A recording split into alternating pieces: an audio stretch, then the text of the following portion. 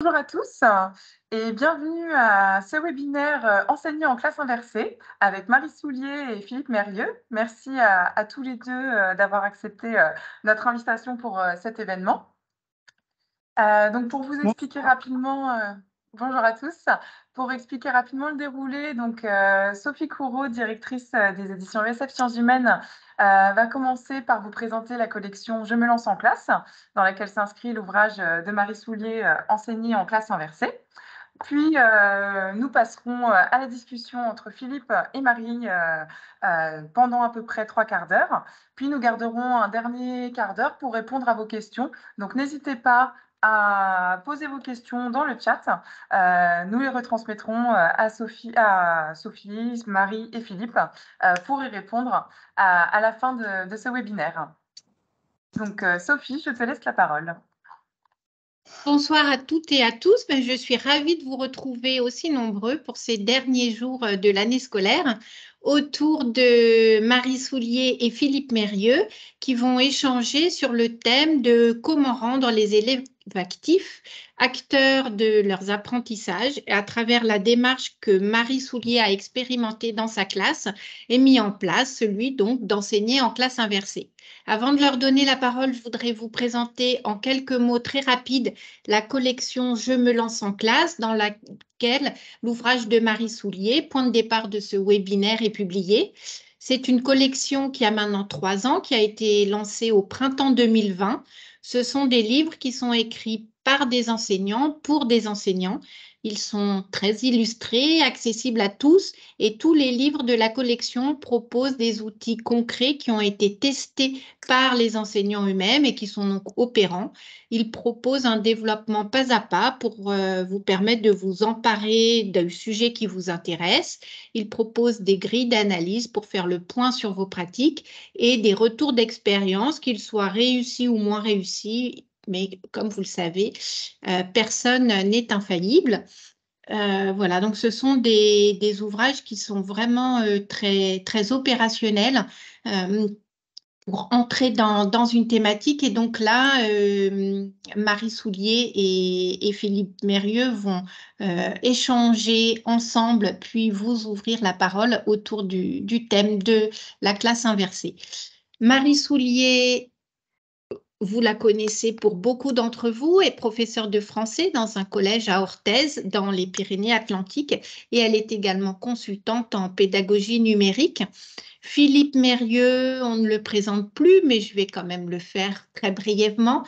Il est professeur émérite de l'Université de Lyon en sciences de l'éducation, auteur de très nombreux ouvrages sur l'éducation et la pédagogie, directeur de la collection pédagogie chez ESF, et a préfacé le livre de Marie Soulier, enseigné en classe inversée. Il est temps maintenant de démarrer ce webinaire. Je vous souhaite un excellent moment en compagnie de Marie Soulier et Philippe Mérieux.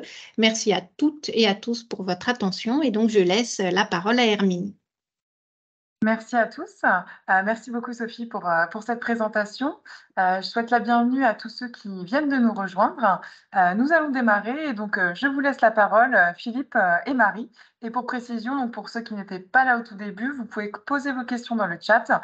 Nous les poserons, nous prendrons le temps d'y répondre à la fin. Je vous laisse la parole. Merci, merci. Bonjour à toutes et tous. Bonsoir. Très heureux de retrouver Marie aujourd'hui. J'ai eu la chance d'abord de la lire, ensuite d'assister à ses classes, une demi-journée complète, de participer avec elle à des stages. Nous avons échangé et je suis heureux aujourd'hui de pouvoir l'interroger pour qu'elle puisse nous donner à la fois très concrètement ce qu'elle fait, mais aussi les enjeux, et nous réfléchirons sur les enjeux de son travail. Alors Marie, peut-être on va revenir un peu aux origines. Classe inversée, je crois que l'expression date de 2015, en tout cas elle apparaît autour de cette année 2015. Au départ, il s'agit strictement d'inverser, au sens où les élèves prennent connaissance d'un certain nombre de choses par le biais du numérique, soit à leur domicile, soit dans un autre cadre que la classe traditionnelle, et puis reviennent dans la classe. Mais j'aimerais vous interroger sur un point qui me paraît important, c'est que dans ce que vous nous proposez, Marie, il y a bien autre chose qu'une inversion du travail à la maison et du travail en classe.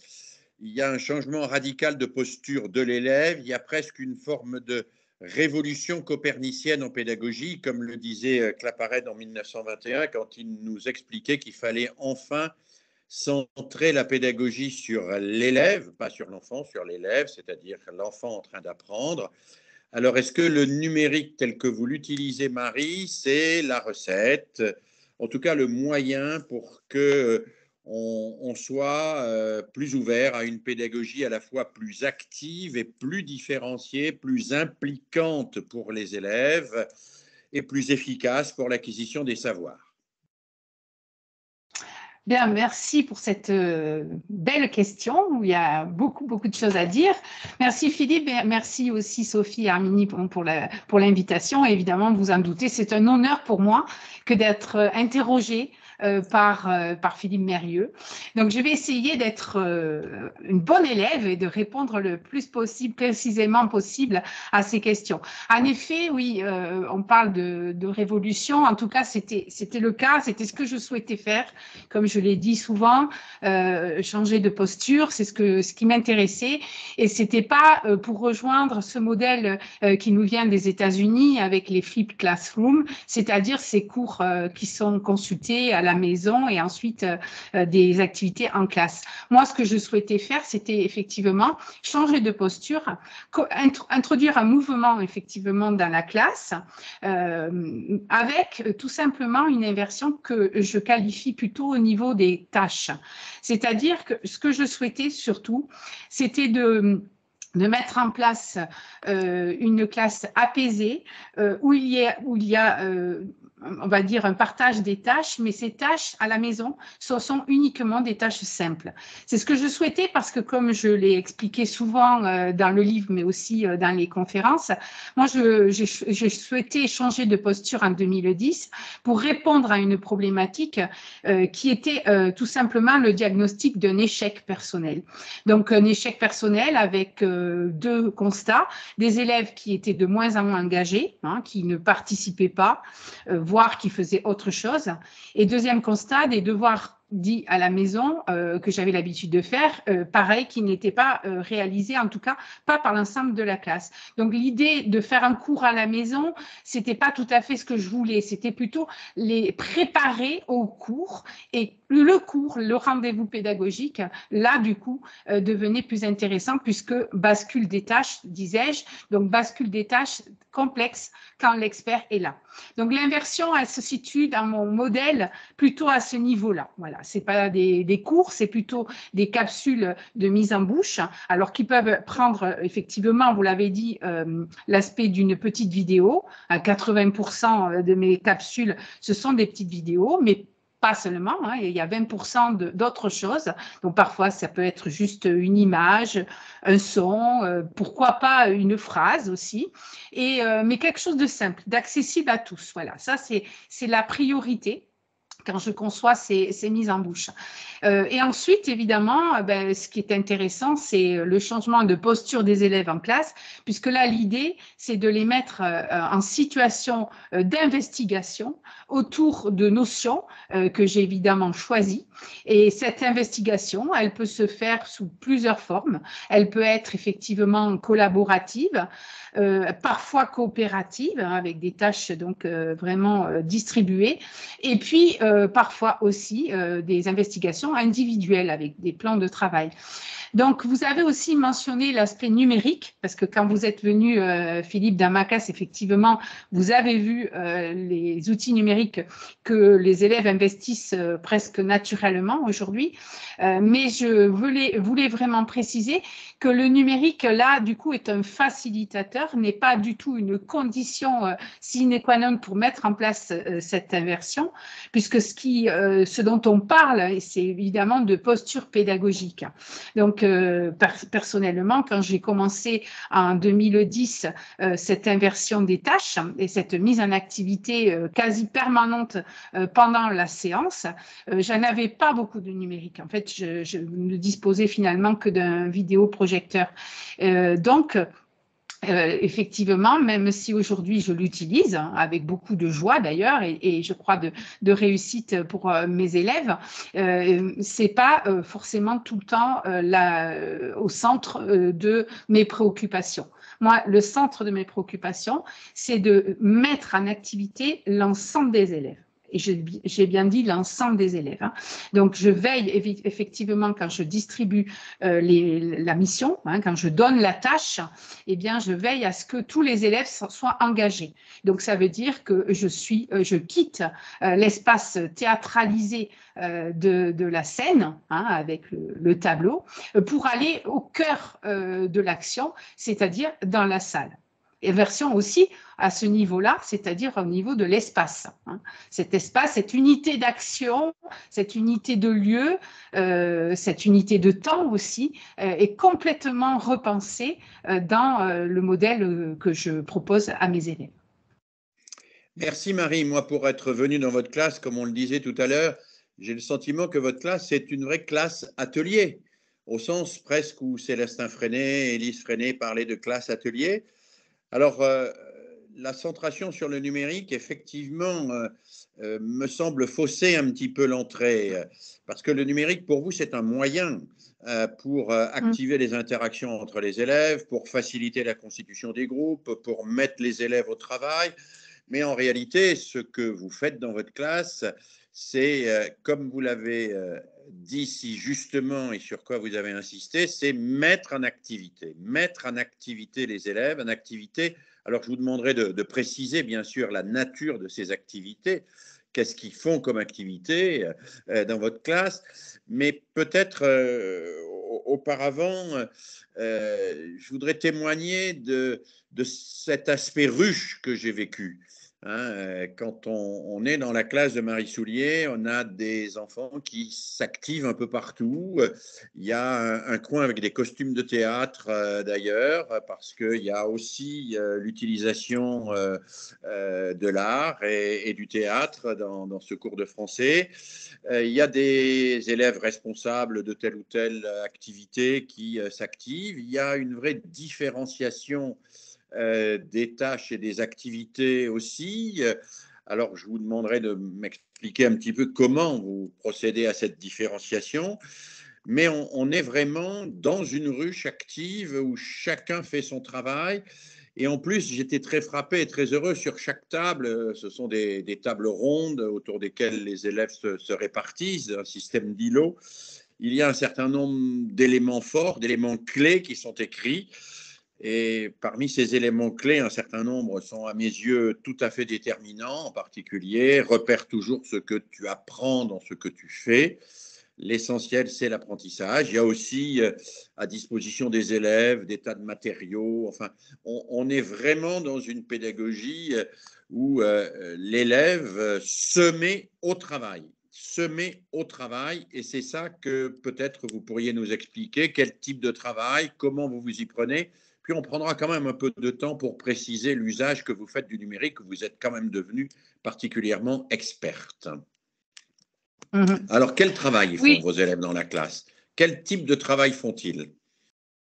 Alors, déjà, effectivement, c'est une ruche, mais comme une ruche, c'est une grande organisation. Hein.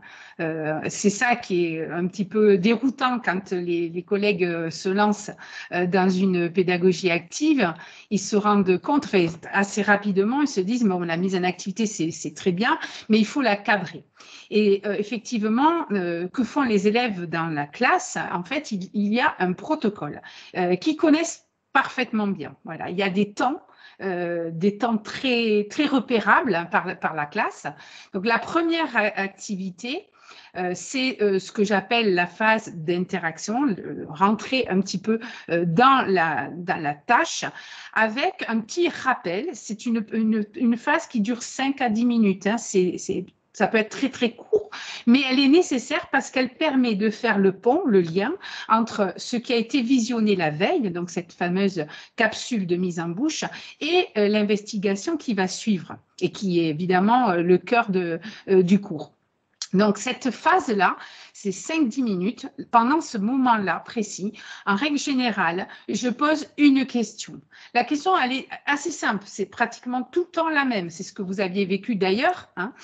C'est qu'est-ce qu'on va faire aujourd'hui? Alors, je peux la poser sous cette forme-là, mais parfois, c'est un petit peu plus énigmatique. J'aime bien utiliser des images. Et je leur dis, bah, tiens, par rapport à ces images que je vais vous montrer, vous allez me dire quelle est l'image qui correspond le plus peut-être à ce que vous avez vu hier. Et du coup, ça permet déjà, dans cette première étape, d'avoir une approche plus individuelle. Et ça, j'y tiens beaucoup. Hein. C'est-à-dire que dans la pédagogie active, on parle beaucoup de pédagogie coopérative en groupe, et je crois qu'on aura l'occasion peut-être d'y revenir, parce que moi aussi, j'ai quelques questions aussi à vous poser par rapport à ça. Mais on ne doit pas, me semble-t-il, tout miser sur la collaboration. Il faut qu'il y ait un temps, on va dire, d'ancrage individuel. Alors, la phase d'interaction, elle est faite pour ça. C'est-à-dire, que va-t-on faire aujourd'hui? Et les élèves vont y répondre, on va dire, alors sans engagement, sans pour autant se dire la réponse est obligatoire, on peut ne pas savoir, hein, on a le droit de ne pas savoir, mais ils le font. Alors moi, j'aime bien utiliser les post-it. Vous avez dit, il y a beaucoup de petits objets hein, dans la salle, et notamment les post-it. Donc, ils écrivent sur ce post-it leur hypothèse, voilà. Ils ont le droit, et ça j'aime bien, parce que même si on ne sait pas, on doit quand même faire quelque chose. Donc, j'aime bien, ça a été le cas quand vous étiez là, je me souviens. Quand un élève ne sait pas, je lui dis, bah, tu peux, parmi les post-it qui sont affichés dans ton îlot, bah, en prendre un, voilà, et te l'approprier. Celui qui finalement, que tu aurais pu toi-même trouver. Et donc, cette étape-là me paraît essentielle. Voilà. Ça me paraît évident qu'avant de rentrer dans un travail collaboratif, pour éviter ce que vous décrivez d'ailleurs, qui est absolument saisissant de vérité, hein, c'est pour éviter qu'on retombe finalement dans ces rôles qui sont là naturellement, et notamment le leader qui va prendre le lead ensuite et celui qui suit hein, ou qui parfois subit. Alors, donc, cette phase individuelle, c'est la première étape. Et ensuite, effectivement, viendra la mission. Alors, la mission que vous aviez observée, pour reprendre le cours que vous aviez vu, c'était sur du théâtre, et c'était une scène du théâtre de l'absurde de Ionesco. Ben là, dans cette étape-là, les élèves vont avoir à s'appuyer sur l'essentiel du texte. Et à partir de là, ils vont commencer à travailler ensemble pour essayer de trouver, on va dire, des axes de lecture, des axes forts de lecture. Toujours par rapport à cette question, qu'est-ce qui est important dans ce texte? Et à partir de là, les hypothèses vont être validées. Et on fera la même chose si c'est une leçon plutôt orientée sur la langue. On va valider des hypothèses dans le groupe, et ensuite, il y aura une étape après l'investigation de mise en commun. Alors là, mon rôle est essentiel, parce que quand je rentre effectivement dans une mission d'investigation telle que je viens de décrire, où on axe sur la collaboration, le fait d'être présente dans la classe permet à l'enseignant de repérer très rapidement les enjeux du groupe. Systématiquement, moi, mes groupes sont faits de manière aléatoire, hein, donc on ne rentre pas dans des habitudes. Donc, les élèves découvrent au moment de l'entrée en classe le groupe dans lequel ils vont travailler. Ça n'empêche pas hein, qu'il va y avoir naturellement des gens qui vont avoir tendance à prendre la parole dans le groupe, s'imposer. Et là, mon rôle est important, parce que je veille toujours, alors non pas à frustrer ceux qui ont envie de parler, mais plutôt à accompagner, à faire rentrer dans le groupe ceux qui ont un peu plus de mal. Voilà.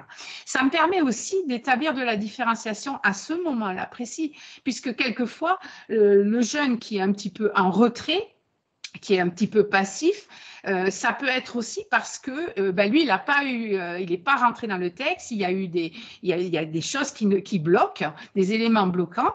Et là, à ce moment-là, je peux effectivement m'asseoir à côté de lui, c'est ce que je fais tout le temps, m'asseoir à côté, jamais rester debout, être au même niveau que lui et l'aider pendant 5 minutes sans l'extraire du groupe.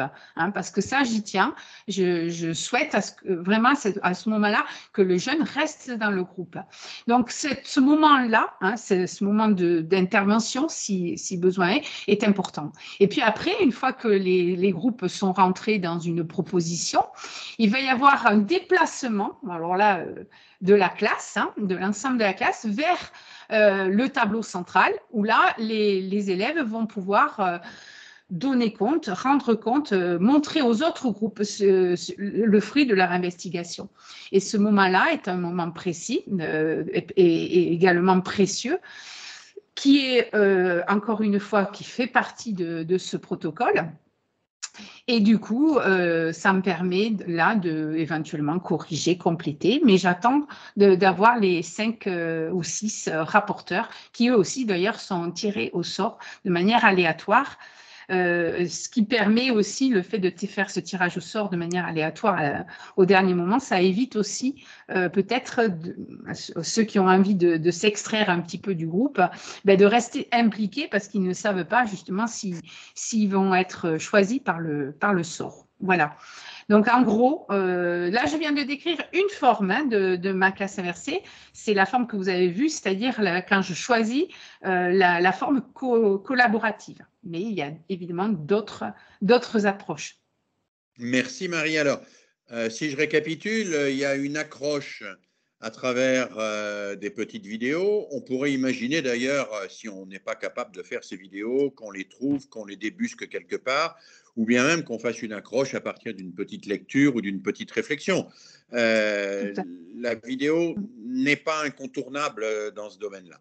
Il y a une accroche, il y a un temps qui est un temps collectif où chacun va se refocaliser sur l'objectif de la leçon du jour, de la séquence d'apprentissage du jour, avec évidemment dans cette focalisation le fait de faire émerger une problématisation, un problème. Et puis il y a ce temps de mise en recherche collective. Je reviendrai tout à l'heure sur le caractère aléatoire de la constitution des groupes, mais c'est un point très important. Pendant ce temps de mise en recherche collective, il y a une régulation de votre part, et puis il y a un temps à la fois de mise en commun et d'identification finale des acquis. Alors, je reviens un instant, vous avez dit, et c'est quelque chose qui me tient beaucoup à cœur, que les groupes étaient constitués de manière aléatoire. Alors, moi, j'ai été très impressionné. Vous disposez d'un petit logiciel qui vous permet de constituer les groupes, ce qui veut dire que ce ne sont jamais exactement les mêmes groupes qui se retrouvent ensemble. Ce qui, d'ailleurs, le fait que ce soit un logiciel, ça vous dédouane. Ce n'est pas vous qui faites les groupes, c'est une machine, c'est aléatoire. Et donc, on s'y soumet peut-être plus facilement. Il y a cet aspect-là. Et puis, il y a le fait qu'on ne s'enquiste pas dans un type de collectif où se prendraient de bonnes et de mauvaises habitudes définitivement. Je suis très sensible aussi au fait que le rapporteur ne soit pas désigné en amont, mais au dernier moment. Ça peut paraître anecdotique, mais ça change tout. Parce que si chacun peut être un rapporteur, chacun va s'impliquer beaucoup plus et être beaucoup plus attentif à l'écoute de ce qui se fera dans le collectif. Donc, ce caractère aléatoire des groupes et puis ce tirage au sort du rapporteur sont loin d'être anecdotiques dans ce que vous faites. Ça correspond pour moi à quelque chose de central. C'est la découverte par chacune et par chacun de terrains et le fait d'impliquer chacune et chacun en évitant qu'on se sclérose dans les rôles de leader, d'exécutant ou de chômeur. Alors, vous nous dites, Marie, ça c'est une situation dans laquelle il y a ce travail collectif par îlot. Il y a des situations où vous ne faites pas de collectif, où on travaille plus individuellement, en quelques mots. Tout à fait, oui. Dans les formes collaboratives, donc j'essaye aussi de varier les formes de collaboration, mais il m'arrive aussi de travailler avec une approche plus individuelle. Et là, du coup, c'est intéressant en utilisant ce qu'on appelle le plan de travail.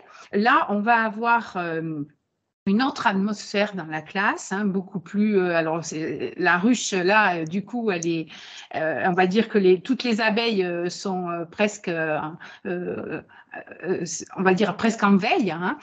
Et là, les élèves ont une fiche, une feuille de route avec des activités à faire, avec des ressources hein, qui sont donc mises également à disposition dans le plan de travail. Et là, c'est très intéressant parce qu'on va pouvoir, du coup, utiliser une démarche de différenciation. On va pouvoir proposer des activités. Les élèves vont pouvoir choisir. Alors, parfois, ils le font de manière autonome. Parfois, ça peut être un contrat avec l'enseignant. Là, je reprends un petit peu ceux qui connaissent la pédagogie coopérative de Sylvain Connac. Hein. Donc là, on est sur une approche de choix et de feuilles de route individuelles. Les activités peuvent être différenciées et également les ressources, la nature des ressources. Ça me paraît très important, ça, hein, parce qu'on parle beaucoup, on parle de différenciation, on dit, bon, ben, on va donner des exercices avec des degrés de difficulté différents.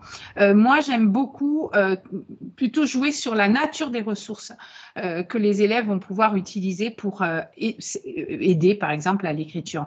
Et ça, je trouve ça intéressant.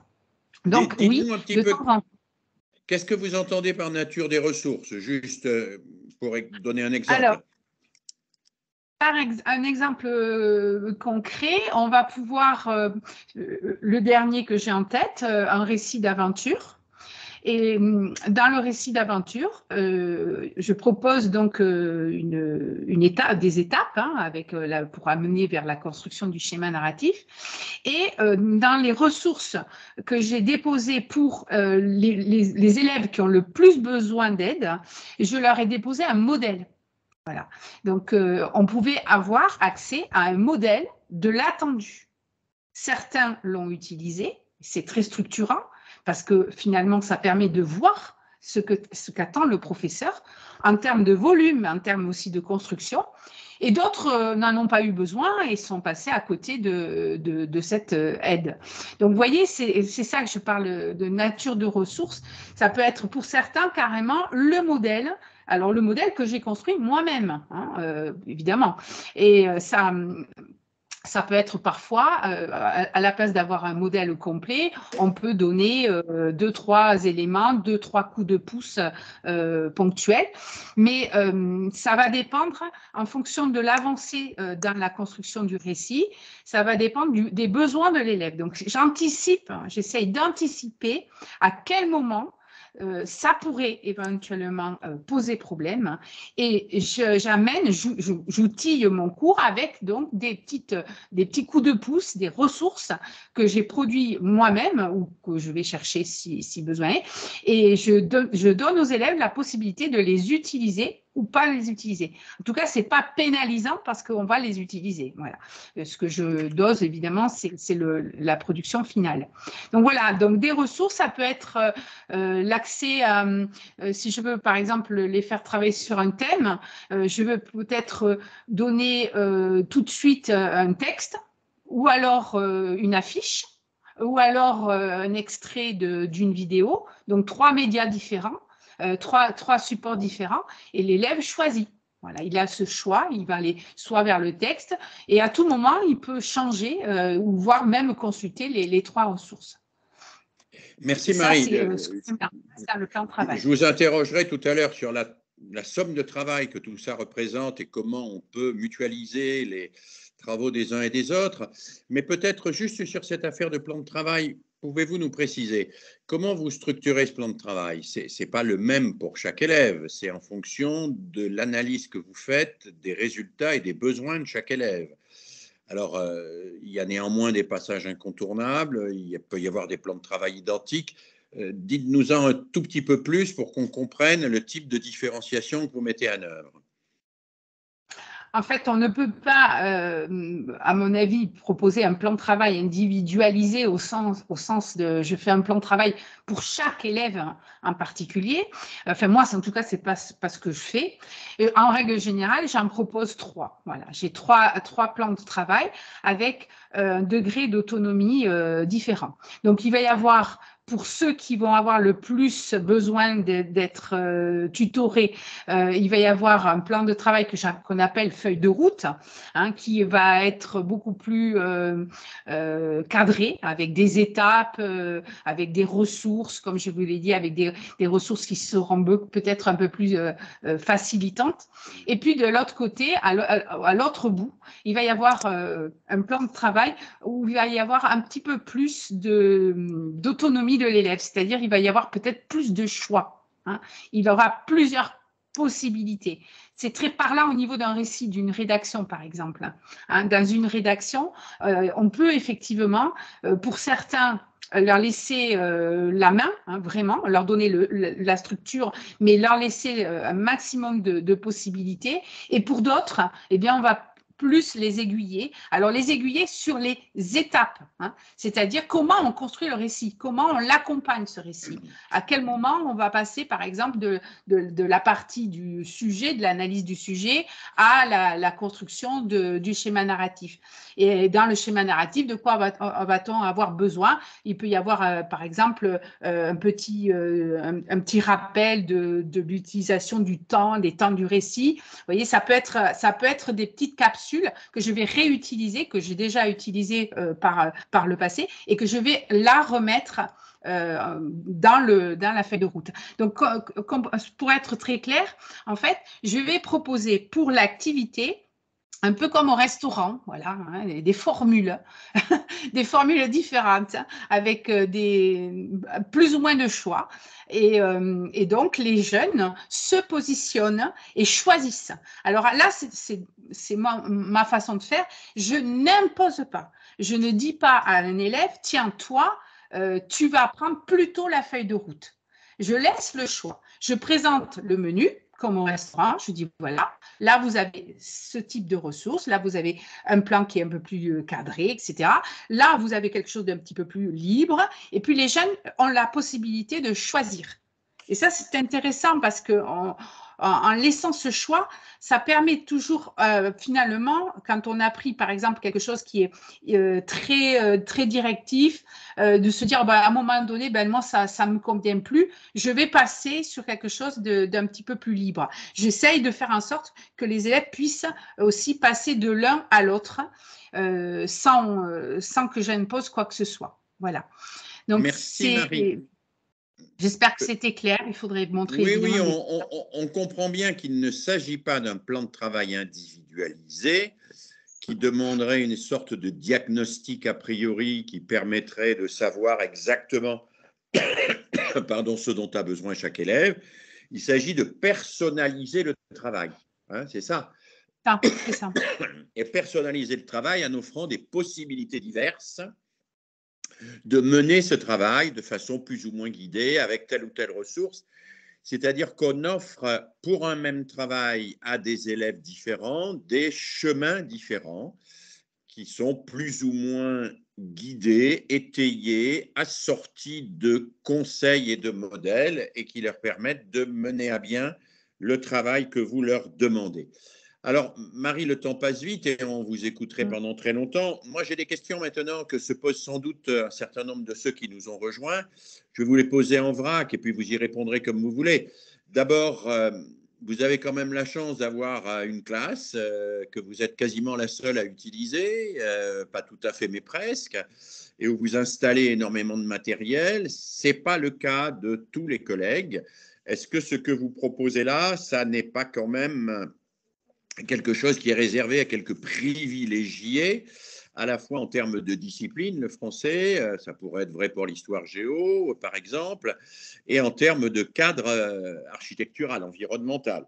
La deuxième question, c'est comment réagissent un peu les collègues autour de vous. Est-ce que vous êtes vécu comme une privilégiée, justement, comme une originale? Comment ça se passe de ce côté-là? Et puis, un mot sur qu'est-ce qu'en pensent vos élèves, au fond, comment vous voyez les réactions de vos élèves.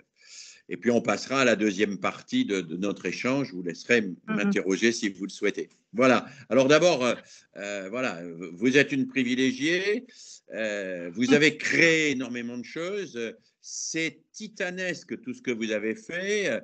Est-ce que ce n'est pas quelque chose qui est réservé finalement à une élite dont vous seriez l'unique exemplaire? Alors, je voudrais juste dire quelque chose. Quand on a la chance effectivement d'avoir ces conditions que j'ai actuellement, que je vais bientôt quitter d'ailleurs, on en profite pleinement. Un petit peu comme quand on déménage, hein. Quand on prend un appartement plus grand, on arrive avec nos meubles et puis tout de suite, on amène d'autres accessoires, parfois inutiles. Et plus on a de l'espace, plus on s'étale. C'est mon cas. Voilà.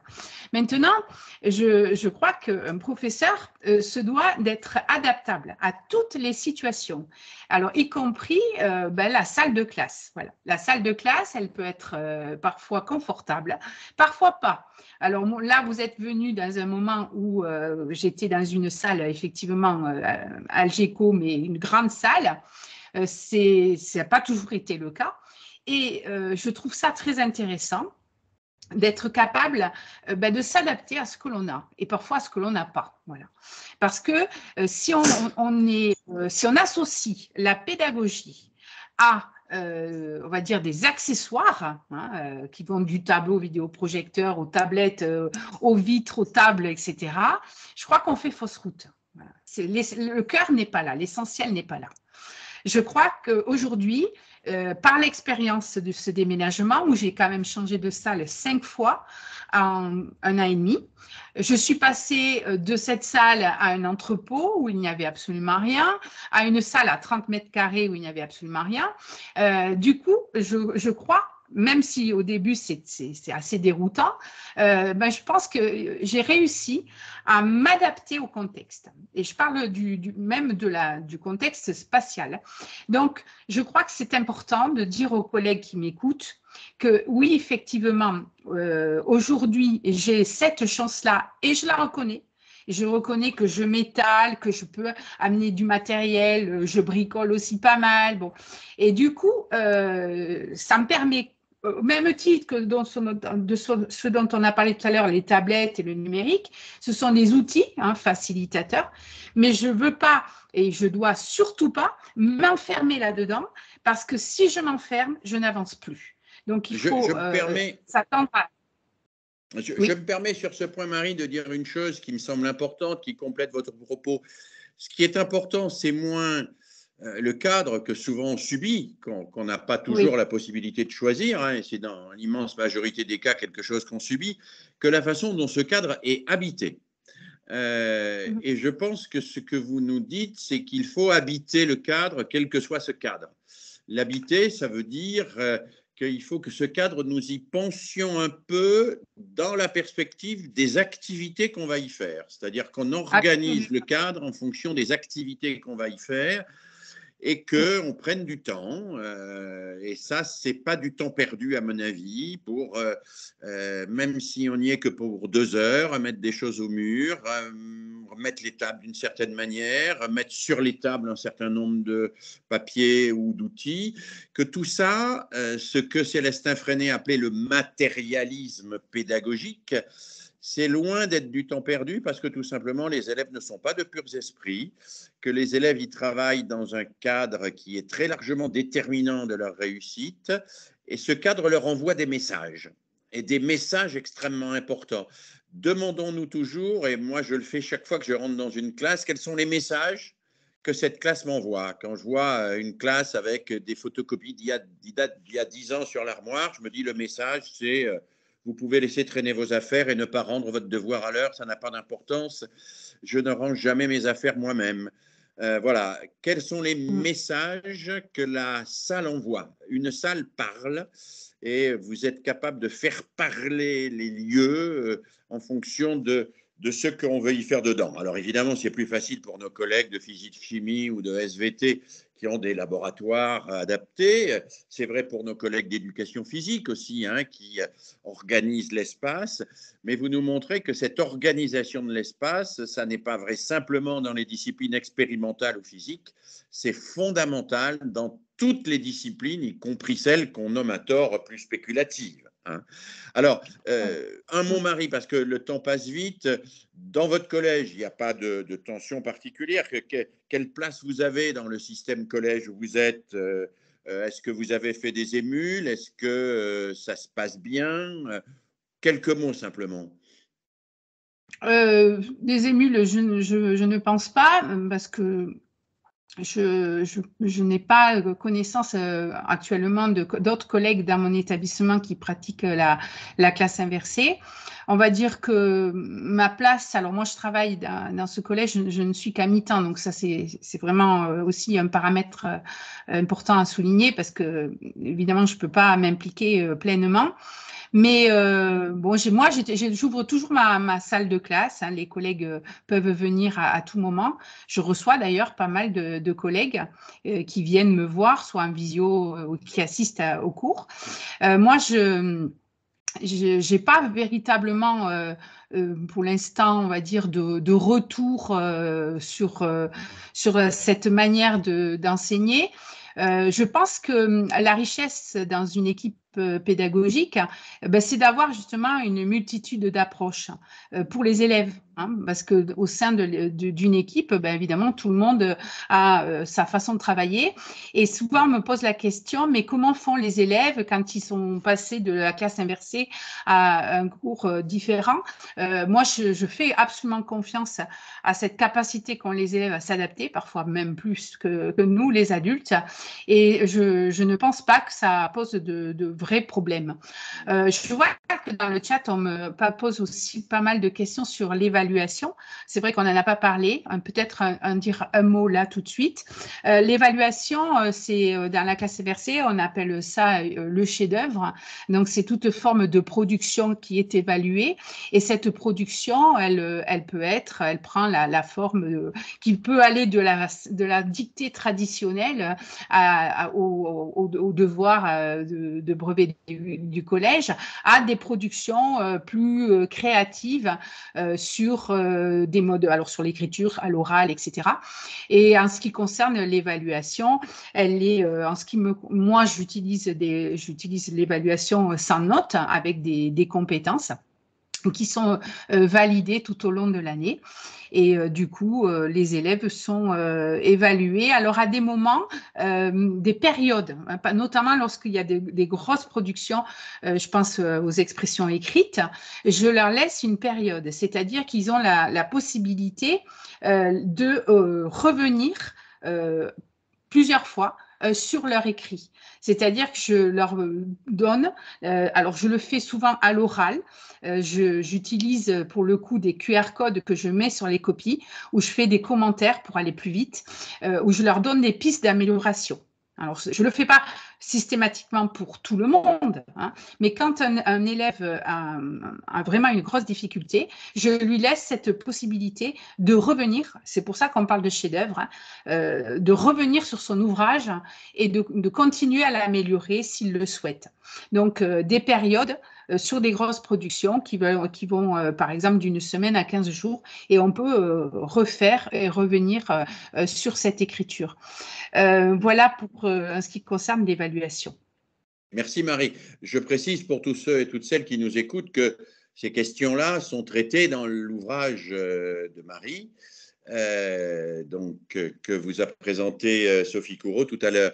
Je précise aussi, parce que c'est important, et je crois qu'il ne faut pas effrayer les gens qui nous écoutent, les collègues qui nous écoutent.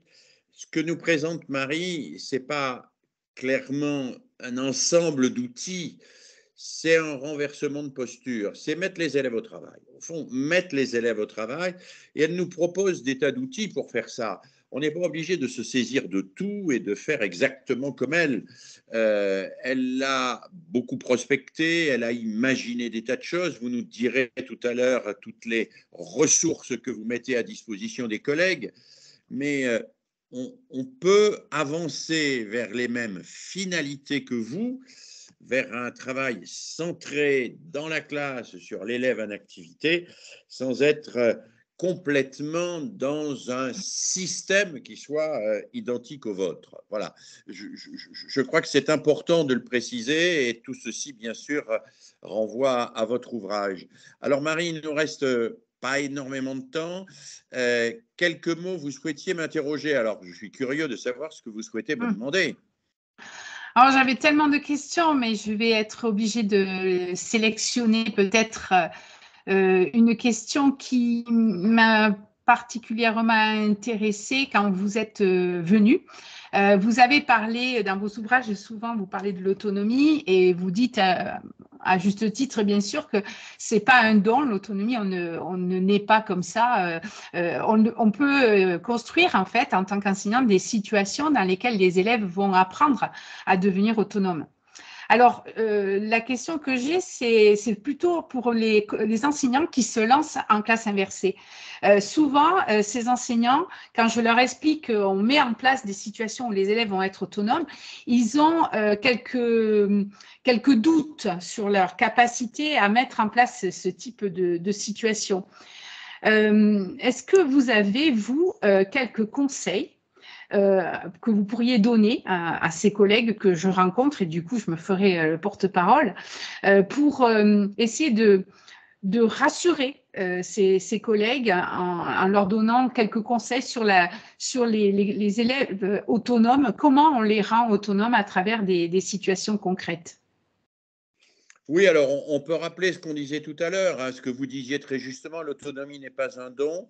Et l'autonomie se construit, elle se construit dans des relations qui sont des relations, on va dire, d'étayage, des étayages. On étaye, on apporte de l'aide, et puis petit à petit, la personne réussit à effectuer seule une tâche qu'auparavant, elle était obligée de faire avec l'aide de quelqu'un.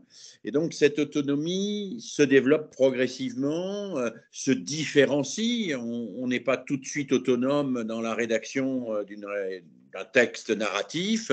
On peut être autonome, en revanche, dans l'effectuation d'un exercice de grammaire. Donc, il y a une pluralité de domaines dans cette autonomie. Et je comprends bien la peur des collègues qui consiste à dire oui, si je laisse la bride sur le cou à mes élèves, ça va faire une classe où il se passera n'importe quoi.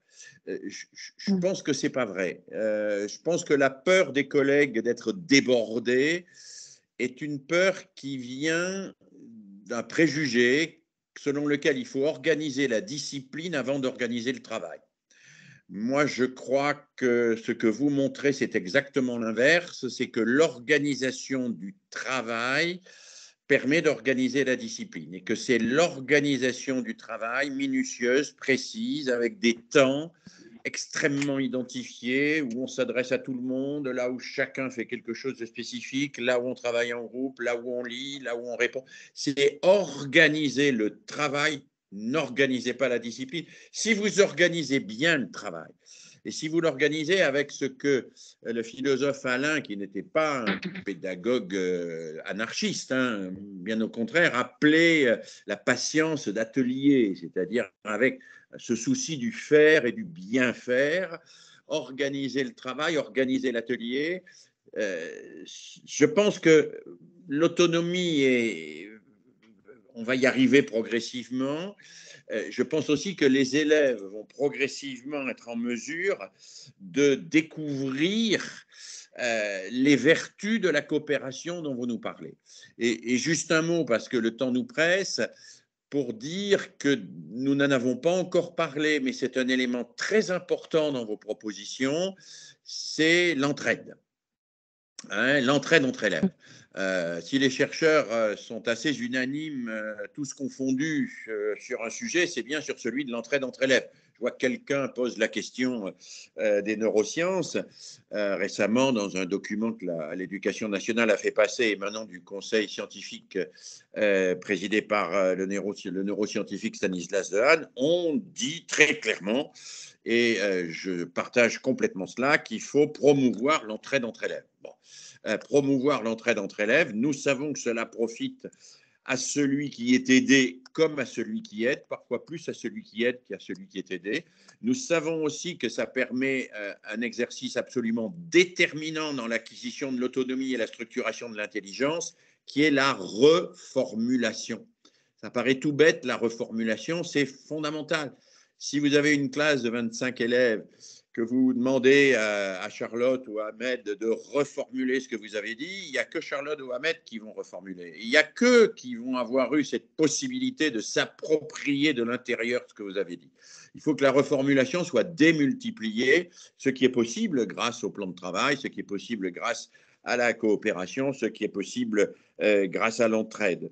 Donc, je dirais, pour rassurer les collègues, ça se passe très bien dès lors qu'on assujettit la discipline à la réalité objective du travail de l'atelier classe. Alors, ça ne veut pas dire qu'il n'y aura pas ici ou là un élève qui va péter les plombs. Ça ne veut pas dire qu'il n'y aura pas ici ou là une petite bagarre, une dispute, quelqu'un qui va s'endormir parce qu'il n'a pas dormi la nuit. Évidemment, tout ça, ça reste vrai, y compris dans la classe la mieux organisée.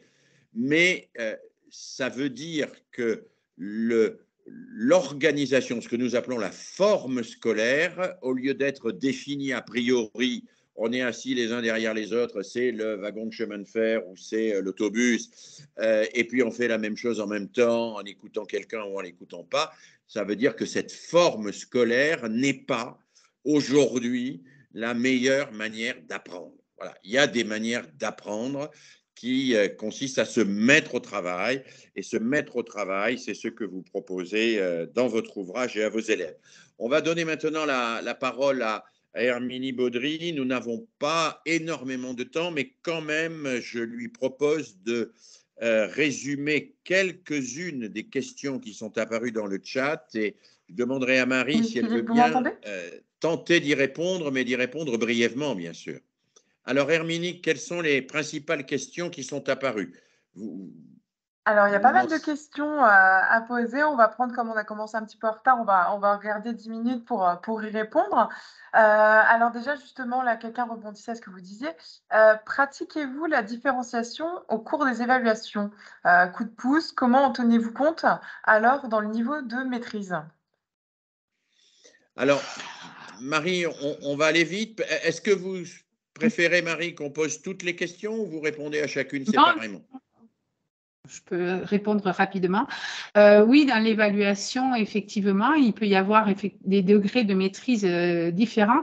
J'ai donné tout à l'heure l'exemple, par exemple, de la possibilité de refaire avec des coups de pouce qui vont être donnés au fur et à mesure que l'élève en aura besoin. Donc ça, c'est tout à fait possible. Alors, souvent, c'est ce point-là, d'ailleurs, qui peut poser problème au sein d'une équipe. C'est très épineux ce problème de l'évaluation parce que l'idée d'avoir la possibilité de refaire avec des aides, pour certains, dans certaines équipes pédagogiques, ça pose des problèmes. Il y a des collègues qui me disent mais c'est pas normal, il faut les évaluer tous au même moment, dans les mêmes conditions, il faut pas qu'il y ait une aide particulière pour tel ou tel élève. Ça remet parfois même en question les adaptations pour d'autres cas. Moi, je reste sur mon terrain, c'est-à-dire je continue à proposer effectivement de l'aide quand on en a besoin. Et parfois, c'est aussi pour aller plus loin. Ça peut être une évaluation qui est réussie, mais j'essaye de donner des conseils pour pouvoir l'améliorer parce que j'estime que c'est très compliqué d'avoir ces évaluations flash à un moment T et d'être prêt, que tout le monde soit prêt au même moment. C'est pour ça que j'aime beaucoup ces évaluations se font dans la classe, uniquement dans la classe, jamais évidemment à la maison. Hein, ça, c'est le principe de l'inversion des tâches et en ma présence. Et elles peuvent être, alors dans ma discipline, c'est tout à fait possible, elles peuvent être perlées voilà, sur une période avec des apports différents. Et Et voilà, donc j'applique ce type d'évaluation. Ce n'est pas de l'évaluation choisie comme certains le font. C'est moi qui choisis la période, mais il y a quand même la possibilité de revenir sur la tâche. Et ça, les enfants, ils sont extrêmement sensibles. Extrêmement sensibles. Et ça me paraît, pour moi, logique. Je voudrais insister sur ce que dit Marie et qui me paraît très important, revenir sur la tâche, c'est-à-dire progresser, sortir de l'évaluation où on est simplement dans la photo, il fait une première ébauche qui est ratée ou plus ou moins réussie, on lui met une note ou une appréciation et on s'en tient là. C'est passer de la photo au cinéma, ce que disait mon collègue Jacques Lévin. Passer d'une évaluation photo qui photographie un niveau à un moment donné à une évaluation cinéma qui accompagne et qui fait que sur le même travail, on peut voir une progression et on peut permettre un dépassement. Parce que quand même, au cœur de la pédagogie que propose Marie, la notion centrale, c'est le dépassement. C'est pas enfermer chacun dans ce qu'il est, ce qu'il fait, ce qu'il sait. C'est lui permettre de se dépasser. Et le dépassement à travers une évaluation par le chef-d'œuvre, comme elle l'a évoqué, à travers une évaluation qui est reprise, qui est retravaillée et qui permet d'être fier de ce que l'on a réussi à faire et qu'on pensait ne pas savoir faire ou ne pas réussir à faire. Ça, c'est quelque chose qui est absolument déterminant pour la construction de la personne. Herminie, une autre question. On avait aussi une question, alors c'est une double question, deux personnes rebondissaient donc au tout début sur quelle est la place de la neuroéducation dans la réflexion et les pratiques pédagogiques de Marie et aussi la place de la ludopédagogie. Alors, pour Allez-y, Marie. Pour la neuroéducation, oui, effectivement, moi j'ai eu la chance d'avoir eu une formation excellente à Orthès il y a quelques années de ça. Et du coup, ça me paraît essentiel, par exemple, de faire revenir, de réactiver le souvenir. Alors aujourd'hui, on a des progressions dites spiralaires qui le permettent de revenir sur quelque chose qui a été vu précédemment. Et ça, je trouve ça très intéressant.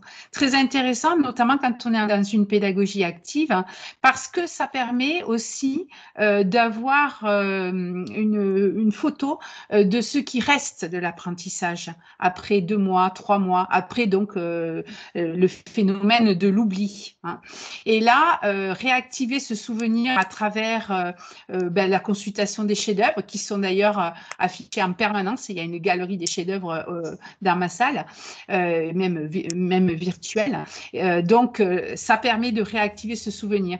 Donc ça me paraît extrêmement important. Bon, la mise en activité, bien entendu, va faciliter aussi cette mémorisation, hein, puisque là, les élèves étant véritablement impliqués, ils réactivent parfois le souvenir avec un point de détail. Et c'est le point de détail qui revient 3 mois après. Et ensuite, on retrouve la notion qui a été évoquée. Donc, pour la neuroéducation, oui, ça me paraît vraiment très, très important dans ce type de pédagogie, mais pas que. Non, je complète ce que dit Marie pour dire, moi je n'utilise jamais le terme de neuroéducation, je ne sais pas bien ce que ça veut dire, pas plus que neuropédagogie. Je crois que la pédagogie est un art, ce n'est pas une science, et que c'est un art qui se nourrit de différentes sciences. Alors, la pédagogie peut se nourrir d'apports émanant des neurosciences. Il ne faudrait pas oublier pour autant les apports émanant de la sociologie, émanant de la psychologie sociale sur le fonctionnement des groupes, et Marie s'en nourrit aussi. Et donc, ce qui me paraît important, c'est de rester ouvert aux différents apports qui nous permettent de mieux comprendre comment faire notre tâche et de ne pas nous enfermer dans une seule approche de la pédagogie. Voilà, j'en profite pour dire quelque chose par rapport à ce que disait Marie, qui est un peu en rapport avec ça aussi. C'est sur ce qu'on appelle aujourd'hui la pédagogie explicite et qui fait l'objet de très nombreux travaux. Moi, je trouve qu'il y a souvent des malentendus sur cette notion d'explicite. Ce que j'ai vu dans la classe de Marie, c'est une pédagogie où on explicite le mieux possible les consignes, où on permet aux enfants d'expliciter le mieux possible ce qu'ils font, où l'on explicite ce que l'on a appris, c'est-à-dire on sort de toutes les ambiguïtés, de toutes les complicités culturelles. mais cette pédagogie où on utilise l'explicitation n'exclut pas la découverte et n'exclut pas le fait que les enfants sont mis en position de recherche. Voilà. Et moi, je trouve que trop souvent, quand on vante les mérites de l'explicitation, on le fait à raison si on veut lutter contre toutes les formes de ségrégation sociale par le langage, mais on le fait à tort si on veut dire qu'il faudrait supprimer toutes les situations où on met l'élève en recherche.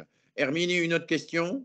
Oui, il y avait un témoignage d'une professeure documentaliste qui nous disait qu'elle n'a pas souvent les élèves, mais qu'elle adore la classe inversée, qu'elle l'applique depuis 2 ans, mais qu'elle a parfois des soucis avec les jeunes qui ne regardent pas ces capsules. Donc, que dire? Et à l'inverse, il y avait une autre question un peu plus haut aussi sur quelqu'un qui avait des élèves qui allaient trop vite et finissaient avant les autres.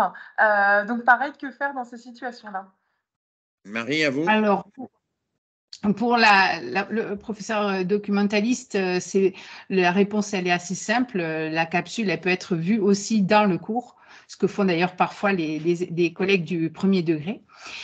Pour la deuxième question, pour les élèves qui vont trop vite, hein, c'est le principe aussi de l'individualisation du travail, hein, c'est-à-dire qu'on va pouvoir proposer aussi des parcours pour aller plus loin.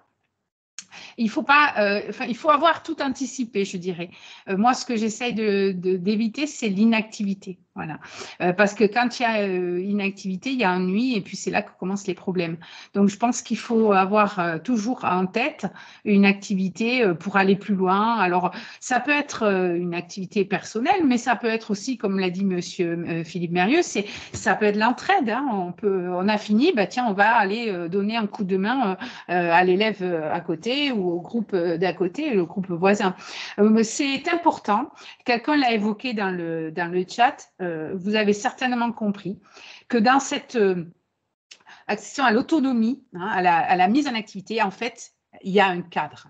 Et c'est extrêmement important que le cadre soit bien posé. À l'intérieur du cadre, effectivement, les élèves vont, comme la ruche, voilà, hein, ils vont bouger, chacun va avoir son travail, il sait exactement ce qu'il va faire, mais le cadre est structurant.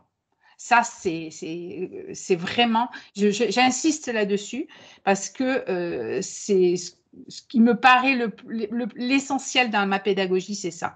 J'essaye vraiment de cadrer tout en laissant à l'intérieur du cadre de la liberté, de l'autonomie. Voilà, il ne faut pas non plus restreindre, mais avoir les limites. Les jeunes en ont besoin. Et là, quelqu'un l'a dit, je suis absolument d'accord avec cette remarque. Hein. Le cadre, il est important. Mais bon, après, à l'intérieur, on y va, on bouge. Merci Marie. Moi, je suis très attaché, peut-être certains le savent, aux apports de la pédagogie institutionnelle. Et la pédagogie institutionnelle nous dit avec beaucoup de précision et de rigueur à quel point le cadre peut être structurant, facilitateur et émancipateur.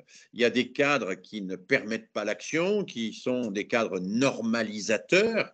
Tout le monde fait la même chose au même moment et ceux qui ne font pas ça, ils sont exclus. Ça, c'est le mauvais cadre.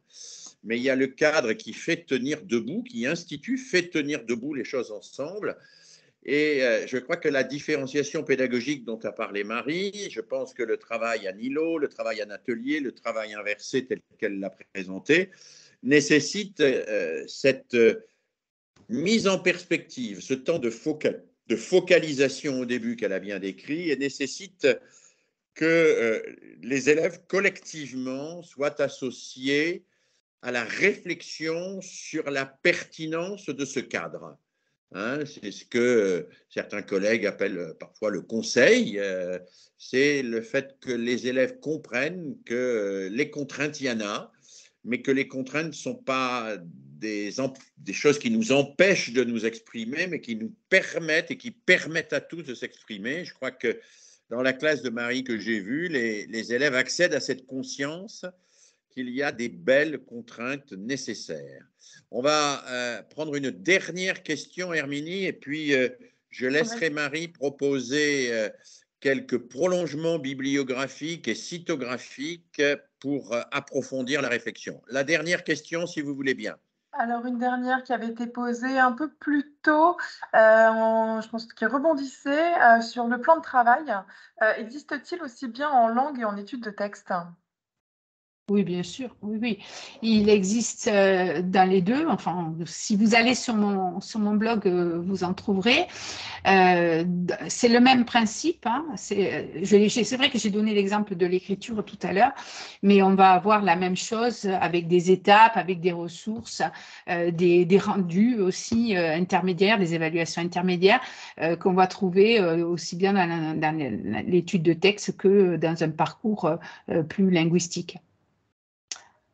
Merci Marie. Merci. Je vous propose de nous présenter quelques pistes pour aller plus loin dans la réflexion. Alors, vous allez pouvoir partager, je pense, votre écran pour cela. Oui, je vais proposer effectivement l'accès à mon blog et à mon site. Alors, je vais faire un petit partage d'écran si j'en ai la possibilité, mais là, je crois que je n'ai pas la main, Herminie, sur le partage d'écran. Je regarde les paramètres, normalement. Alors, j'en profite pendant que vous m'autorisez, je vais vous mettre dans le chat. C'est quelque chose que j'ai l'habitude de partager sur les réseaux sociaux. C'est tout mon travail, hein, tout ce que j'ai réalisé depuis plusieurs années dans cette pédagogie active. Je vous le mets ici. Vous aurez la possibilité de récupérer mes différentes séquences, projets d'écriture, langue, etc. dans le lien que je viens de mettre. Ce sont des Geniali essentiellement. C'est le support que j'utilise. Et l'avantage, c'est qu'ils sont bien sûr en consultation, mais surtout réutilisables. Parce que Monsieur Merrieux, tout à l'heure, m'a posé la question sur le temps de travail. Vous imaginez bien que ça fait plus de 10 ans que je suis dans cette démarche de classe inversée et qu'évidemment, au début, je suis allée progressivement. Donc là, tout ce que je vous donne, c'est des heures et des heures c'est quasiment tout, pratiquement tout ce que j'ai réalisé depuis 10 ans. Donc, vous l'avez, c'est pour vous, vous allez consulter. Même si ce n'est pas dans votre discipline, vous aurez certainement peut-être des idées, ça va vous donner des idées. Et puis, en ce qui concerne donc le site ou le blog que vous voulez peut-être, alors je vais essayer d'aller voir. Vous pouvez partager là normalement, Marie. Ouais, j'essaie de partager la bonne fenêtre. Du coup, donc je vais essayer de partager celui-ci. Et du coup, de mettre... Alors, est-ce que vous pouvez voir quelque chose ? Oui, non? Oui, je vois votre écran, oui, c'est bon. Voilà, donc vous avez là mon pseudo Twitter, hein, Marie34. Et alors, mariesouli.fr, ça va vous amener sur mon site un peu plus professionnel, hein, où vous aurez donc le lien vers le site, vers le livre, pardon. Mais vous aurez également l'accès à mon site pédagogique. Et donc là, c'est pratiquement presque tous les jours. Je mets tout ce que je fais avec les élèves. Hein. Donc toutes les productions sont là. Et vous pourrez aller voir d'ailleurs mon nouveau projet pour l'année prochaine, puisque j'ai envie de scénariser de plus en plus mon enseignement. Et donc l'année prochaine, j'ai 2 classes de 4e et je vais les inviter dans un univers haussmannien, au travers d'une séquence, d'un scénario que j'ai appelé le 24 et 24 bis boulevard Haussmann. Donc 2 classes, 2 immeubles, des croisements, une passerelle, des appartements avec chaque appartement, ce sera une visite vers une œuvre littéraire. Et donc, si ça vous intéresse de voir un petit peu ces simulations globales, ces scénarisations en fait de mise en scène de tout un programme annuel, ben, vous pouvez aller voir sur mon blog actuellement. Donc, vous avez le teaser et puis vous avez également le lien vers donc le site de la progression annuelle. Donc, voilà, en gros, n'hésitez pas à me suivre sur Twitter, bien sûr. Je peux répondre à vos questions. Et puis, je vous l'ai dit, je peux ouvrir ma classe virtuellement. Il y a récemment des collègues de l'île de la Réunion et d'Alexandrie en Égypte qui ont assisté à une demi-journée dans ma classe. Donc, ça peut être intéressant si vous avez vu ou lu mon livre ou vu des conférences, de le compléter vers une immersion en classe parce que ça permet peut-être de recadrer et d'éclaircir certains points. Et puis, des questions, bien sûr, n'hésitez pas, je suis assez disponible. C'est avec plaisir que j'aime partager. C'est vraiment quelque chose qui me nourrit, ce partage de ce que je fais, mais aussi les retours qu'on me fait sur ce travail. Ça m'encourage, ça me permet aussi parfois d'ajuster. En tout cas, merci pour encore une fois, merci pour cette invitation et cet échange, Philippe, avec vous, qui, vous le savez, je vous admire énormément et j'ai été extrêmement fière de vous accueillir dans ma classe. Merci Marie, merci pour tout. Je voudrais vraiment terminer en vous remerciant, pas simplement formellement. Je crois que dans ce métier où on a parfois tendance à se replier sur soi, vous offrez énormément de choses. Vous les offrez gratuitement, vous n'en faites pas commerce, vous créez énormément de choses, vous êtes l'exemple même du professeur concepteur, vous n'êtes pas le professeur qui exécute d'une manière passive les instructions, mais que vous concevez des choses, vous réfléchissez, vous êtes à cet égard, je trouve, un modèle du professeur du 21e siècle. Voilà. Et donc, merci de nous faire partager tout cela, comme cela est dit par de très nombreux qui nous ont suivis ce soir dans le chat. Je rends la parole peut-être à Herminie et peut-être à Sophie une seconde, mais je vous dis pour ma part bonsoir, bonne soirée et bon été, bonnes vacances. Ce n'est pas tout à fait tout de suite pour beaucoup d'entre vous, mais dans quelques jours. Voilà. Merci beaucoup Philippe, un grand merci Marie. Je rappelle les références donc, de votre livre enseigné en classe inversée, donc aux éditions ESF Sciences Humaines. Je vous ai mis le lien pour ceux que ça intéresse dans le chat pour le commander via notre site, mais vous pouvez également le trouver chez n'importe quel libraire. Donc voilà, merci à tous d'avoir surtout été très nombreux ce soir pour écouter cet échange passionnant entre Philippe et Marie. N'hésitez pas à nous suivre pour les prochains webinaires ou les actualités. Voilà, nous sommes sur Facebook, Twitter, Instagram et LinkedIn, ESF Sciences Humaines. Vous aurez comme ça toutes les actualités et puis nous vous transmettrons d'ici quelques jours le lien vers le replay sur YouTube pour que vous puissiez revoir cet échange et le partager bien évidemment. Merci. Merci à tous. Bonne soirée à toutes et tous. Bonne soirée. Bonne fin de journée. Au revoir. Au revoir.